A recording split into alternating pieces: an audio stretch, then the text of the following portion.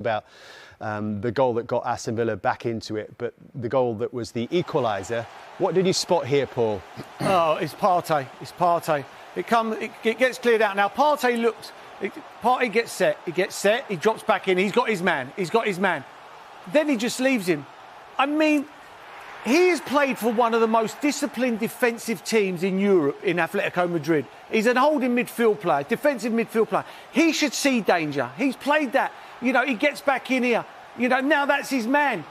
You cannot do that. You cannot do that. That can't win you league titles. That cannot win you league titles. It's just phenomenal what he's done.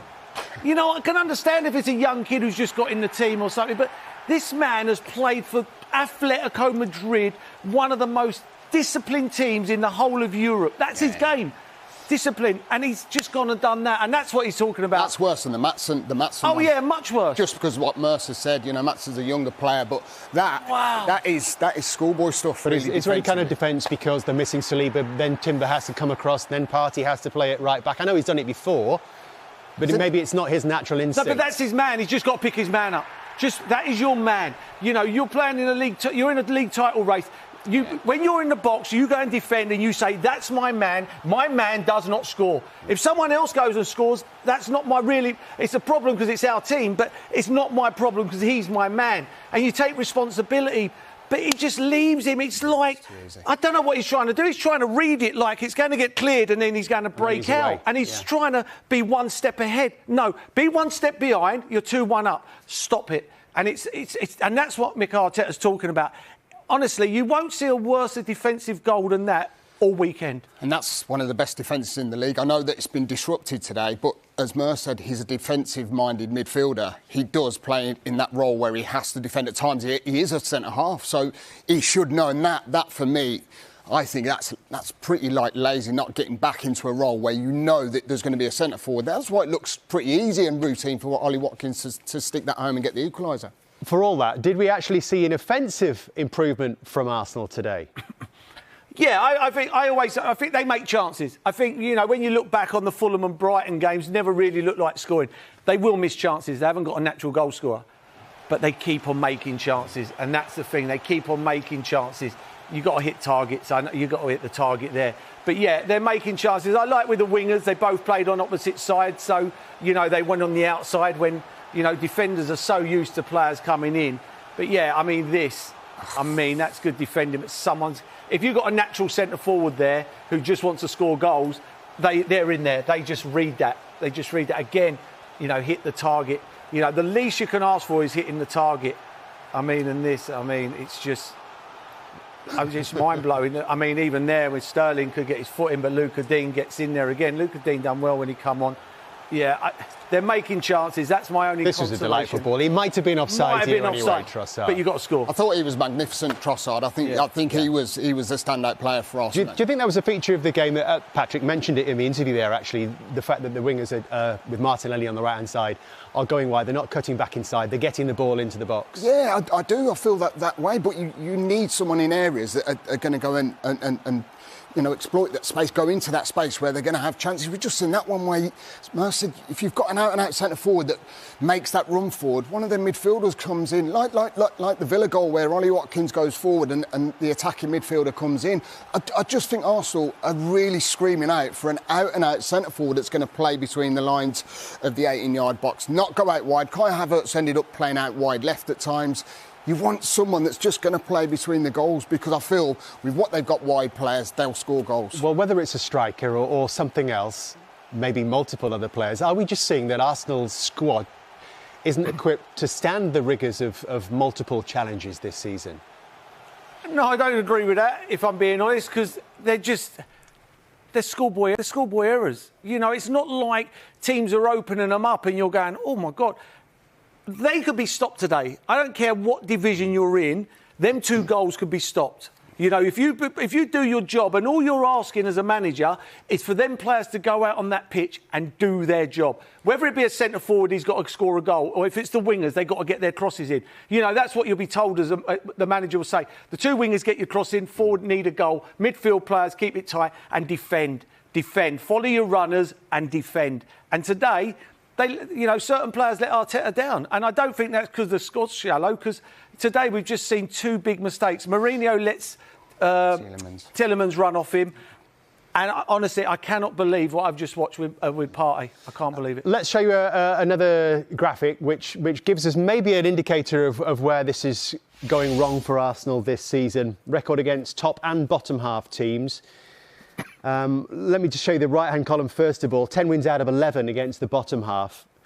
And maybe 2 wins out of 11 against top half teams tells the story, Paul. You know what? That's really strange for me. Because with Arsenal, you'd sit there and think, right, bottom half teams will come to the Emirates or even away from home, sit 10 behind the ball, make it really difficult. The top half teams might come to the Emirates or even at home have a go at Arsenal. And that's when Arsenal, you think, will find gaps and with their play will open teams up. I mean, I'm flabbergasted with that because, teams, the top half teams will have a go at Arsenal and there's room. The bottom half teams, I'm flabbergasted with that. I really am. I just think Arsenal. I'm really worried about the mentality. If I'm being honest. But remember how they finished last season? Yeah. Went in that extraordinary run of results. Was it 16 wins from the last 18 games? They've got, 17 left now, 16 left now. So this, in theory, they could still go on another extraordinary run. Do they have that within their capability, do you think? Especially if they were add to another forward player. I think they need to add another forward player. I think that's key for me with Arsenal. I really do. Not having Saka is a massive blow. I know that he'll come back at March sort of time. He might be back available. But losing him, for me, is such a key player to lose. You're not getting the best out of Odegaard because they're on the same wavelength. You need someone who's going to be sticking the ball. They are creating chances, that's the thing. It's not like they're not creating chances, but, today, if they go and get that 3rd goal and maybe a 4th goal, which we've seen Arsenal do time and time again, that's where they blow teams away. They're not blowing teams away and they're conceding poor goals today. But doesn't it also always feel like a crisis when Arsenal drop points? You play for Arsenal Football Club. They're a Rolls-Royce of a football club. You play for, United. United are 15th, 16th place. They lose a game and everybody goes, oh, my God, Man United have lost. But they've lost because they're not very good. But still a crisis because it's Man United. And it's the same with Arsenal. These are top teams. You go and play for them teams. You've got to follow runners. You've got to defend. You've got to put yourself on the line. And that's why they play for big clubs. But I watch now when I started, I've backed Arsenal the last 2 years and thought, they've been unlucky. They've pushed one of the best teams we've ever seen all the way to the penultimate game and to the last game. Now I'm watching them, I think, have they got it?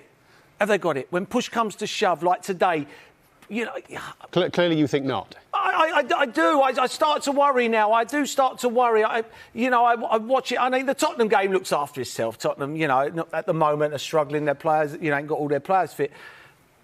But when I was fortunate enough to win two league titles. You've got to have something. You've got to have something about you that you've got to go, he ain't scoring.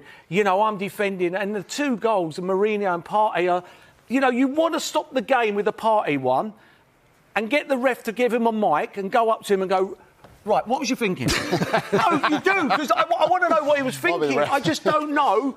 I dread to think what Jamie's going to do on Monday night. Because he will look at that and... Oh, he'd be rubbing Jamie would have never done that. He must have played, 600-700 games, Jamie Carragher, or even more. He would have never done that in his life. Never, ever. He would have gone, that's my man, I'm standing with him. He wouldn't have just gone like that and walked off. I think what's frustrating with Arsenal is, I think, last season, they come so close. They scored, was it 90-odd goals that they scored? Same goal difference as Man City. So close, and they have been. But have they pushed on to go and get even closer to winning the title? That's where I think that they've fell short. I think they've needed to have a striker come through the doors. City did it with Haaland when they brought Haaland in. Go and get a Gyökeres or go and get someone who they could have had. Well, there was links with Isak at the early stages of the season. Go and get someone that's going to go and play through the middle. You've got so much quality in wide areas. And that's where I feel there's a piece missing in that. And now I'm starting to think, are Arsenal going to... I wanted them to go and really push Liverpool. I just don't know if I see it's quite there. And with Merson, there's not quite that fit there at the moment.